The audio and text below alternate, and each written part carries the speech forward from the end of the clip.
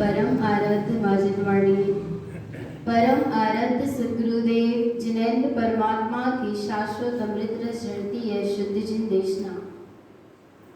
श्री श्रावकाचार्य ग्रंथाधिराज सद्गुरु अवरस सम्यक दृष्टि की 18 क्रियाओं का स्वरूप बता रहे थे और वह अवरस सम्यक दृष्टि श्रावक सत्य का श्रद्धानी होता है, श्रद्धावान होता है, विवेकवान होता है और क्रियावान होता है। श्रद्धावान अर्थात सम्यक दर्शन, विवेकवान अर्थात सम्यक ज्ञान और क्रियावान अर्थात सम्यक चारित्र। दृढ़ अटल श्रद्धानी होता है। अवरस सम्यक दृष्टि के श्रद्धान की मुख्यता होती है। काय की मुख्यता होती है भगवान? अवरस सम्यक दृष्टि सत्य का अचल अटल श्रद्धानी होता है। अवरस सम्यक दृष्टि की पहचान कैसे करी जाती है? सत्य के श्रद्धान से। जिस जीव को सत्य का अचल अटल श्रद्धान है, अपने शाश्वत सत्ता का जिसको अचल बोध है और व्यवहार से सच्चे देवशास्त्र गुरु का सच्चा श्रद्धान है, ऐसा अवरस सम्यक दृष्टि क्या फिर वह श्रद्धानी होता है तो क्या ज्ञानी नहीं होता? क्या उसकी ज्ञान नहीं होता? चारित्र नहीं होता? चारित्र भी होता है, ज्ञान भी होता है, पर श्रद्धान बहुत गजब होता है। किसका? निज का। किसका भगवान? निज का, पर का नहीं। पर की बात बाद में, पहले किसका? निज का, स्वयं का। स्वयं प्रभु का इतना अचल श्रद्धान होता है कि त्रिकाल से था, त्रिकाल से हूँ और सदा त्रिकाल रहने वाला। मेरा अस्तित्व सदा से था, सदा से है और सदा रहेगा। ऐसे अपने अस्तित्व का, ऐसी अचल सत्ता का अचल क्या होता है? उसके श्रद्धान होता है। एक समय के लिए उस सम्यक दृष्टि, अवरस सम्यक दृष्टि जीव का अपने शाश्वत स्वभाव से चलायमान पना होता नहीं है। पूर्व का सूर्य पश्चिम से उग सकता है, चलायमान हो सकता है, सब चलायमान हो जाए, सारी दुनिया पलट जाए, पर अवरस सम्यक दृष्टि का श्रद्धान अपने स्वभाव के प्रति बदलता नहीं। हो गया सो हो गया, है सत्ता है सत्ता है, चाहे दिखे चाहे ना दिखे, पर प्रभु तो है सो है। ऐसा अचल अखंड उसको क्या होता है भगवान? श्रद्धान। गजब का श्रद्धान होता है। श्रद्धान की महिमा नहीं है, किसकी महिमा है? जिसका श्रद्धान है वो कौन है? मैं स्वयं ही हूँ, जिसको अवरस सम्यक दृष्टि का क्या है? श्रद्धान है। और उसके ज्ञान की दशा कैसी होती है? ज्ञान की दशा भी बड़ी अद्भुत होती है। गाथा का स्वरूप चला हो चुकी है, क्या दशा होती है? ऐसी उसकी, देखो उसकी दृष्टि में तत्व आ गया ज्ञान, और देखो जो दृष्टि में तत्व आ गया और ज्ञान की कैसी दशा होती है उस अवरस सम्यक दृष्टि की। तो पढ़ा था भगवान आत्मा ज्ञान मिलोचन भव्य से, कैसी दशा होती है?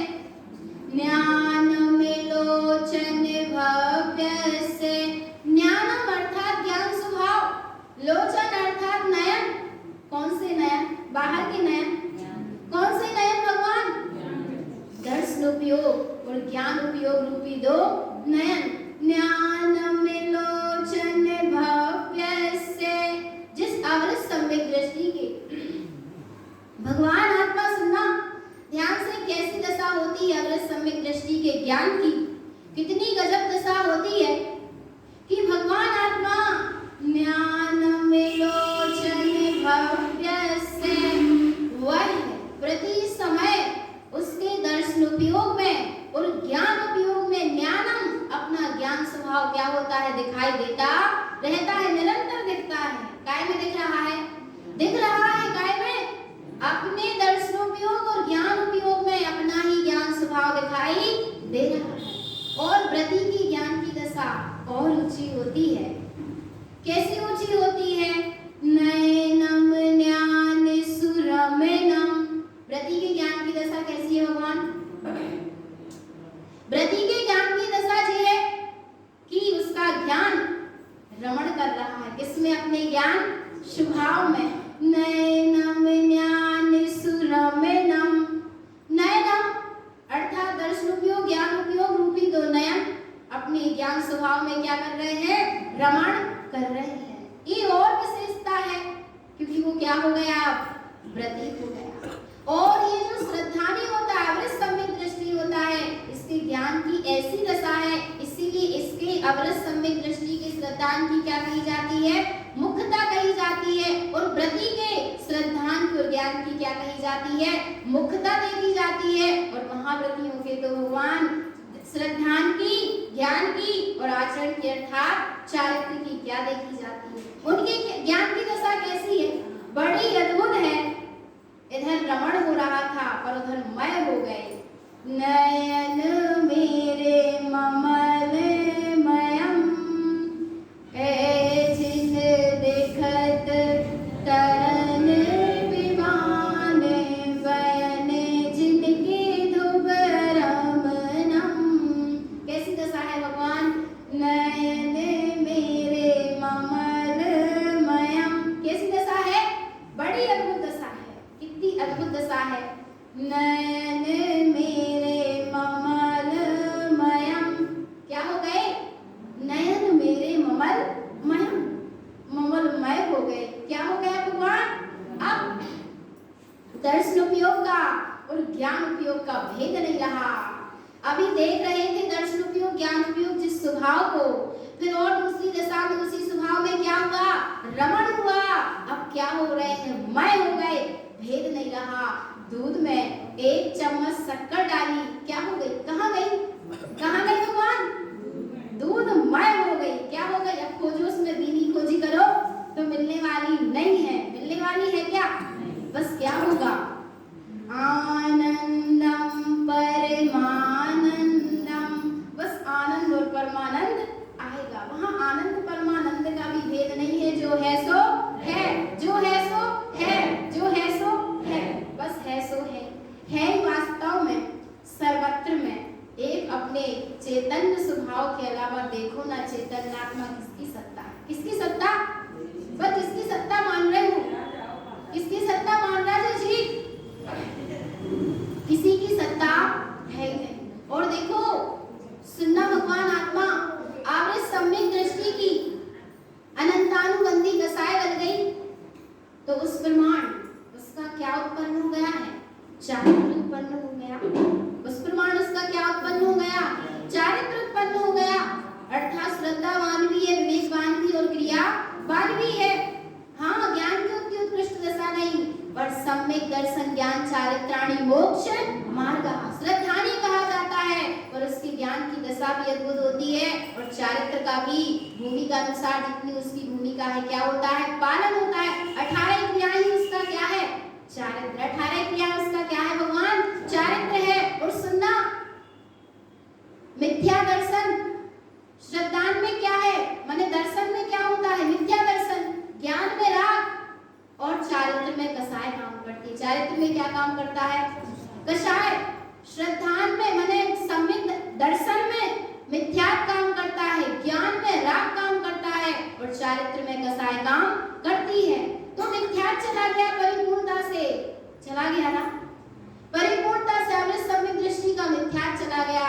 इसीलिए उस उसको अचल श्रद्धानी कहा जाता है। और व्रती, जो व्रती है उनकी मिथ्यात्व भी चला गया और ज्ञान में से राग भी क्या हो गया, चला गया। ज्ञान में राग की लगार भी उनके नहीं है। और देखो भगवान आत्मा श्रद्धानी की अनंतानुबंधी कसाय गई तो सपेक्षा चारित्र प्रकट हो गया कि नहीं हो गया? क्योंकि चारित्र में क्या है, कषाय है। चारित्र में क्या है, कषाय है। तो अनंतानुबंधी जब कसाय गई तो उस प्रमाण चारित्र प्रकट हुआ कि नहीं हुआ? और व्रती की अप्रत्यख्यान कसाय चली गई तो उस प्रकार माने अनुव्रत रूप चारित्र प्रकट हो गया। और महाव्रती मुनिराजों की क्या दशा है, बड़ी अद्भुत दशा है। मुनि सकल व्रती बड़े भागी, भवि भोगन ते वैरागी, वैराग्य को पावन माई, चिंते अनुप्रेक्षा भाई। मुनि सकल व्रती बड़ भागी, उनने तो सारे व्रतों को क्या कर लिया भगवान, महाव्रतों को जितने धारण कर लिया वे कैसे हैं, बड़ भागी। अपने आप को बड़भागी कैसे मान रहे चेतन, कैसे बड़भागी मान रहे? बड़े बड़े महल अटारी हो जाए, अच्छा शरीर मिल जाए, खूब सारा धन वैभव हो जाए, बड़ा ठाट बाट हो जाए, टीन का डिब्बा घर के सामने आके खड़ा हो जाए, इससे अपने आप को बड़भागी मानोगे क्या? बोलो चेतन, कैसे मानोगे, कैसे बड़भागी? मुनि सकल व्रती बड़े भागी, भवि भोगन ते वैरागी। जो कैसे भगवान, जिनने सकल व्रतों को धारण कर लिया, जिनकी अनंतानुबंधी भी गल गई, प्रत्यख्यान गल गई और प्रत्यख्यान गल गई, बस संजनन कसाय का क्या है, उदय है। ऐसी दर्शन ज्ञान और चारित्रिक का क्रमशः क्या होता जाता है, पालन होता जाता है। और सुनो, जो आवृत सम्यक दृष्टि है वो जब दृढ़ अचल श्रद्धानी होता है तो भगवान आत्मा फिर उसके क्या पलते हैं, शुद्ध सत्कर्म का क्या होता है, पालन होता है। गाथा क्रमांक देखेंगे 307। अविरतम श्रावकम चेन सत्कर्मं प्रतिपालये, सत्कर्मं दुविधश्चैवे, शुद्धम अशुद्धम पश्यति। अविरतम श्रावकम चेन, जो अविरत सम्यक दृष्टि श्रावक है, सत्कर्मं प्रतिपालये, वह काय का पालन करता है, सत्कर्म अर्थात देव पूजा, गुरु उपासना, शास्त्र स्वाध्याय, संयम, तप और दान, इन सत्कर्म अर्थात 6 आवश्यक कार्यों का पालन करने वाला होता है। सदगुरु ने, सुनो भगवान आत्मा, संपूर्ण जनागम में देख लेना, शुद्ध सत्कर्म का वर्णन तो है, हो सकता कहीं और आया हो, पर देखने में, जानने में और सुनने में नहीं आया कि अन्य आचार्यों ने अशुद्ध सत्कर्म का भी क्या किया हो, वर्णन। शुद्ध सत्कर्म तो सभी आचार्य भगवंतों ने बताए, पर सद्गुरु मिलने थे भगवान, उनको इतनी करुणा आई जीवों पर, जानते थे कि जीव शुद्ध के नाम पर अशुद्ध का क्या करेंगे, अशुद्ध सत्कर्म को पालेंगे, और नहीं समझ पाएंगे कि शुद्ध क्या है और अशुद्ध क्या है। करुणा आई तो सद्गुरु ने सत्कर्मं दुविधश्चैवे, 2 प्रकार के सत्कर्म कहे। कौन कौन से?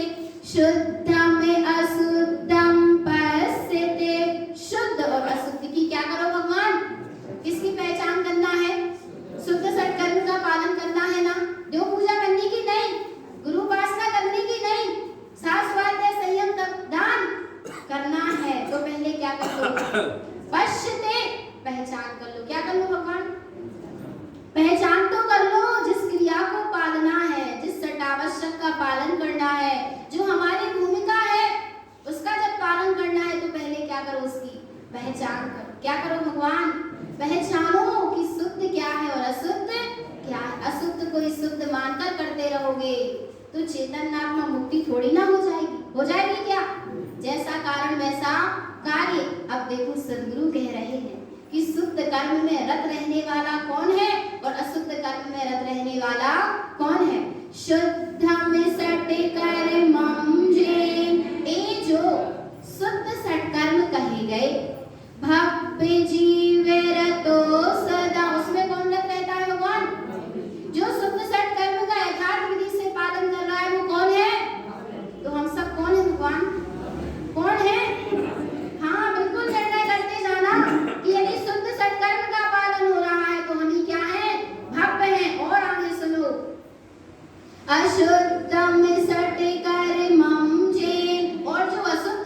सत्कर्म है उनमें लग जीव कौन है? अभव्य जीव न संशयः। अशुद्ध सत्कर्म में जो लगे वो कौन है? कौन है भगवान? तो साधी अभव्य की अनादि अभव्य, कौन सा अभव्य है? कौन सा अभव्य है? क्या जो कभी मुक्ति नहीं पाएगा वो वाला? हाँ, वो भी हो सकता है। पर जब देखो जीव परम पारणामिक जो जीव का स्वभाव है उसके तीन भेद बनते हैं, जीवत्व, भव्यत्व और अभव्यत्व। कुछ जीव ऐसे हैं जो कभी मुक्ति को नहीं पाएंगे, वे जीवत्व हैं पर उनमें भव्यत्व सत्ता नहीं है, भव्यत्व नाम की शक्ति नहीं है, वे भव्यत्व नाम की शक्ति को प्रकट नहीं कर सकते और भव्यत्व नाम की शक्ति ना होने के कारण उनको कभी मुक्ति नहीं होगी। वे कौन है?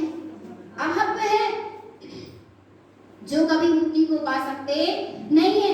तो ऐसे अशुद्ध सत्कर्म को पालने वाला वो अभव्य भी हो सकता है और ऐसा अभव्य भी हो सकता है जिसमें भव्यत्वता तो है पर अभी अशुद्ध सत्कर्म का पालन कर रहा है, इसीलिए अभव्य कहा जा रहा है। उसकी भव्यता भी प्रकट नहीं हुई और हो भी नहीं सकती। भगवान कैसे होगी?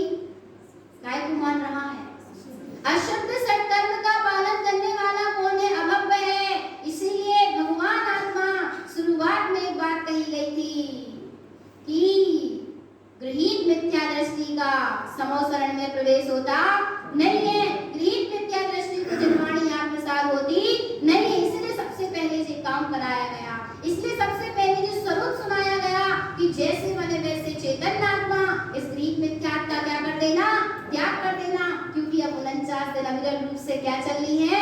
जिनेंद्र परमात्मा की वाणी चल रही है और हमको भी जिन होना है। तो जिनेंद्र परमात्मा की वाणी आत्मसात होगी तभी तो क्या हो पाओगे? जिनेंद्र हो पाओगे। तो देखो क्या कह रहे हैं यहाँ पर, अभव्य जीवना संशया। वो अभव्य जीव है, संसार में परिभ्रमण करता रहेगा, संसार का अंत नहीं होगा और जिस दिन भगवान आत्मा ऐसे अशुद्ध सत्कर्म को छोड़ देगा उसी समय क्या हो जाएगा?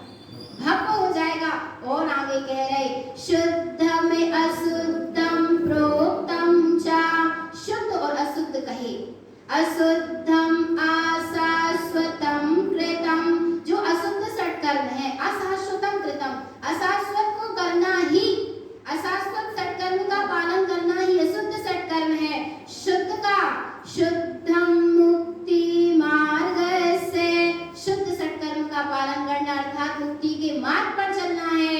अशुद्धम दुर्गति कारणम, और अशुद्ध सत्कर्म का पालन करना अर्थात दुर्गति का कारण, और जैसा कारण वैसा कार्य। भगवान अशुद्ध कारण होगा तो अशुद्ध ही क्या होगा? कार्य होगा। अब आगे कह रहे हैं देव पूजा अर्थात देव अशुद्ध उपासना का स्वरूप कह रहे हैं, देव पूजा का स्वरूप कह रहे हैं कि अशुद्ध देव पूजा क्या है? अशुद्धम प्रोक्तश्चैवे देवली देवं पिजानते। प्रमाण करते जाना, निर्णय करते जाना। भगवान इधर से की गाथा चल रही है, सत्य का क्या करा रही गाथा? निर्णय करा रही। भगवान निर्णय हुआ कि नहीं हुआ? निर्णय करते जाना कि सही क्या है और गलत क्या है, हे क्या है और उपादेय क्या है, छोड़ने योग्य क्या है और ग्रहण करने योग्य क्या है। निर्णय करना, क्या करना भगवान? निर्णय करना। अशुद्धम प्रोक्तश्चैवे देवली देवं पिजानते। अशुद्ध देव पूजा का स्वरूप कहते हैं जो देवली देवं पिजानते। देवालय में जो क्या जानता है? देवालय में जो क्या जानता है भगवान? और कहाँ जान रहे हो? बोलो चेतन, कहाँ जान रहे थे? भूल में तो नहीं हो ना भी? कहीं देवालय में परमात्मा को नहीं मान रहे? देवली देवं पिजानते। जो देवालय में, जो देवालय है नहीं पर उसको देवालय कहना पड़ रहा है बताने के लिए, क्योंकि जो मूल जीव उसको क्या कहता फिर रहा है? देवालय कहता फिर रहा है। इसलिए बताना पड़ रहा है सद्गुरु को कि जो जीव देवालय में देव मानता है, पर कौन से देवालय में है देव? निज देहालय में देव है। कहाँ देव है? निज देहालय में। पर जी ईट पत्थरों के बने देवालय में क्या ढूंढता फिरता है? अरे ईट पत्थर के बने देवालयों में ईंट पत्थर का ही परमात्मा मिलेगा और ईंट पत्थर परमात्मा होता नहीं है। निर्णय करो, एक बार में निर्णय करो, बार बार की बात नहीं है भगवान, एक बार में निर्णय हो जाना चाहिए। सुनो, जो ऐसे अशुद्ध देव पूजा करता है वो क्या होता है उसका?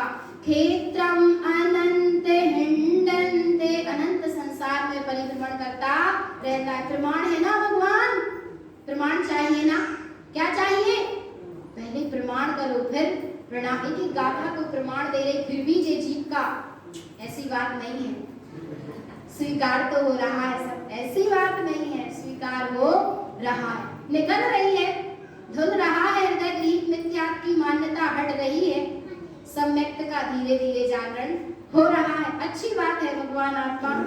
क्षेत्रम अनंत हिंडन्ते, वह जीव संसार में परिभ्रमण करता रहेगा जो काय को अदेवम देव उच्यते, जो अदेव को देव कहेगा वो संसार में परिभ्रमण करता रहेगा। एक गाथा और देखेंगे भगवान आत्मा, और ऐसे अदेव को देव कौन कहता है?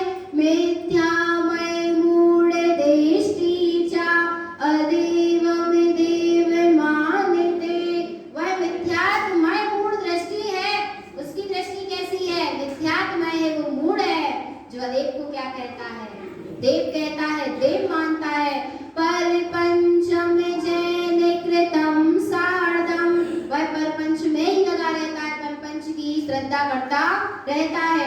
मानते मिथ्या दृष्टितम, कौन मानता है भगवान? अदेव को देव कौन मानता है? मिथ्या दृष्टि मानता है। बिल्कुल समझ लेना, एक एक गाथा प्रमाण है ये सत्य क्या है और सत्य क्या है।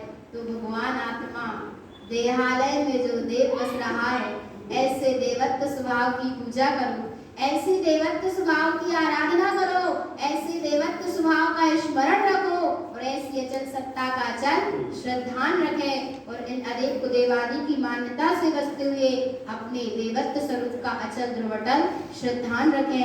यही सद्गुरुदेव की परम पावन देशना है। बोलिए आचार्य भगवत श्रीमद चिंतारण त्रयण मंडाचार्य महाराज की जय हो। श्री ज्ञान समुच्चय सार जी।